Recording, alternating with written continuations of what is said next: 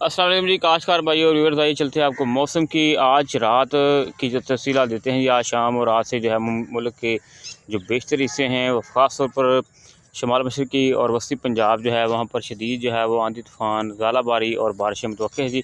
आज जो है मुल्तान, खानपुर, रहीम बियार खान, सादकाबाद, लिया, बहावलपुर, भावलनगर, साहिवाल है, खानेवाल है, राजनपुर है, इन इलाकों में जो है वो शदीद जो है बारिश और ज़ालाबारी मुतवक्के है। साथ साथ में लाहौर, कसूर, चूनिया, रायवंड, ननकाना साहब, शेखपुरा, फैसलाबाद, सरगोदा, चिन्होट, गुजरांवाला, दुनियापुर, पत्तों की उकाड़ा समेत जितने भी ये डिवीज़न्स हैं इनमें जो है मुतवक्के तौर पर बारिश जो है वो और ज़ालाबारी और तूफ़ान वगैरह हो सकता है। तो इस वक्त प्री मानसून जो है वो शुरू है जी।